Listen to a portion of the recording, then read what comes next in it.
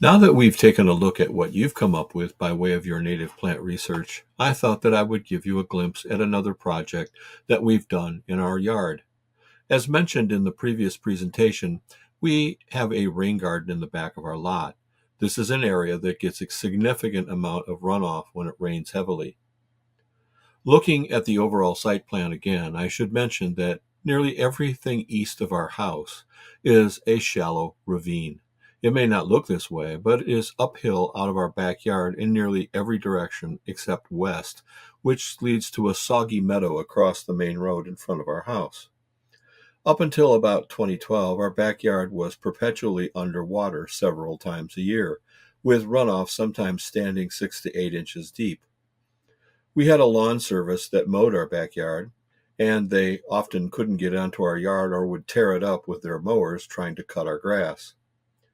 If I reference the plan view of our first floor of the house, you can see that one of the solutions that I came up with was to build a slightly elevated boardwalk down the south side of our backyard nearest the house and alongside our pool deck. This would allow us access to the backyard further out from the house where it was sometimes drier. But we needed to do something about what to plant that didn't need to be mowed, a maintenance-free yard, if you will. So, beginning in 2013, I began tarping off portions of the backyard. This view shows the first tarped area, and I had yet to construct the boardwalk. This area saw the most significant water accumulation, quite often being flooded for days or even weeks. The idea was to kill the grass and replant with natives. This is pretty much the same view a couple of summers later. I am up on our small porch just outside our kitchen window under a trellis which supports wild river vines, a variety of wild grapes. It's necessary to burn the detritus back about once every 2 or 3 years, as the ash then supports the soil seed bank.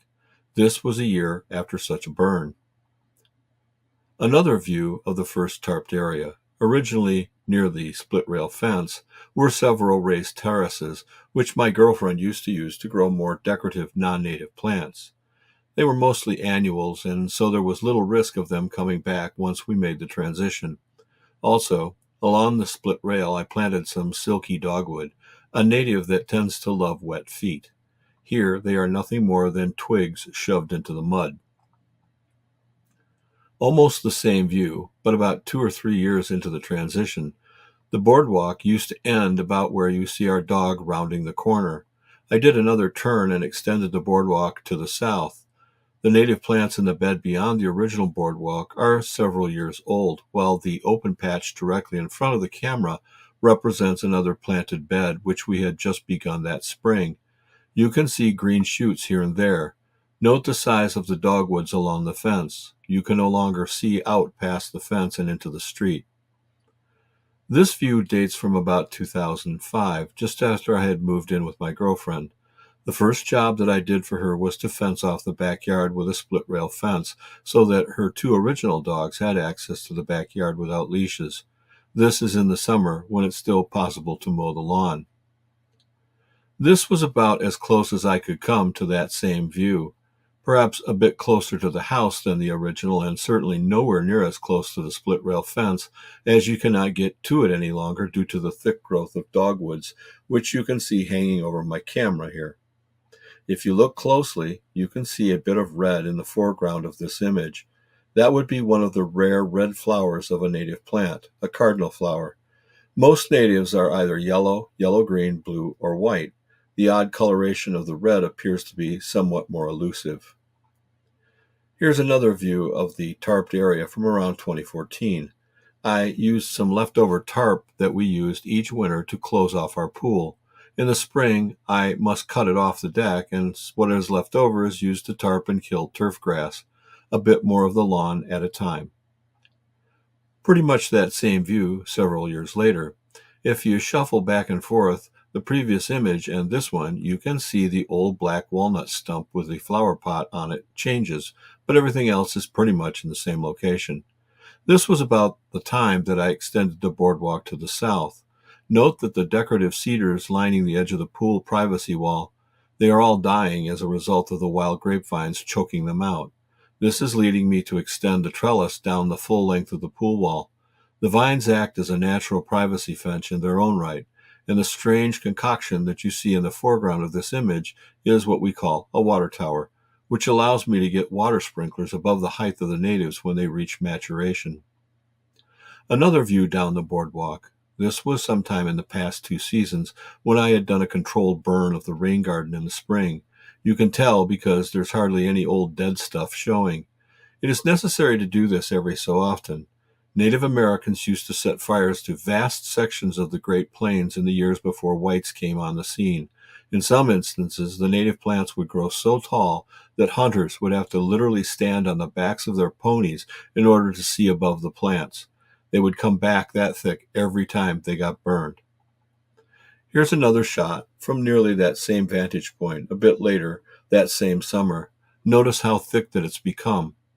At the height of the growing season, it is impossible to get into this area of the yard. It's filled with birds and squirrels and rabbits. Most of the plants that you see here are cutleaf coneflowers, which we routinely must cull. While they are native, they become invasive and can take over the whole planting area. If you want a variety, you have to dig them out and move them someplace else or destroy them. We often give them to other people who are just getting started, as they are prolific and give a lot of satisfaction to first-time growers to see something start to thrive in a place where their turf grass lawn would dry up and become brown and brittle in the heat of summer. You can't kill this stuff.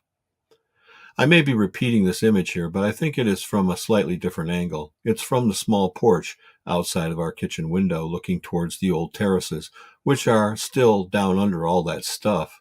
This also shows how thick the dogwoods have become. This was several years ago, and they are nearly twice this size now. A view up the boardwalk, looking at the back of our house. There are several bird feeders located along the boardwalk fence. The one in the foreground is meant to have orange slices hanging on it. They are put out there early in April to attract Baltimore Orioles. The hanging feeders are usually filled with black oilated sunflower seeds, and that attracts tons of other birds. The fence along the boardwalk is intended to keep the cutleaf coneflower at bay, but as you can see, they are deciding to come up literally through the slats in the boardwalk. I need to get my sickle cutter out and cut them off, or we won't be able to get through here in a month. This is a 90-degree turn that I put onto the boardwalk in 2017. There's a small platform where it turns again 90 degrees and continues to the back fence. This is just after we put in a second planting bed just to the left in this view. From the looks of the hoses, we are still watering. It's probably late May here. The green mailbox is used to hold small garden tools, gloves, and cutters so that you don't have to run back to the tool shed every time you want to do some work. The back of the swimming pool privacy fence is just to the right in this view, obscured somewhat by the ornamental cedars. This view is from the opposite end of the boardwalk where it transitions into a limestone path. This was maybe later that same summer. Notice how much the plants have come up since earlier that spring. The grass that you see in the foreground of this image is now all gone, tarped, killed, and replaced. To the right of the platform is now all occupied by wild strawberry plants, which have completely taken over the old lawn here. They too are coming up through the slats in the decks as well. A bit further along that same boardwalk, you can see that the natives are taking over not only the planted area, but are encroaching on the boardwalk itself. This is the reason for the fences along the boardwalk. And this final shot shows the corner where the boardwalk from the house turns and makes that transition and goes south. There's a dry wash under all of this to help move groundwater around the back of the swimming pool deck, but you can only see it clearly in the late fall, winter, and early spring. It's a low gravel-filled shallow ditch with some larger rocks along its side. Here, the natives have clearly taken over. So I have perhaps one more presentation to show you here in a couple more weeks. This one is a much more elaborate project where I created a network of gravel ditches to help direct more groundwater away from this rain garden.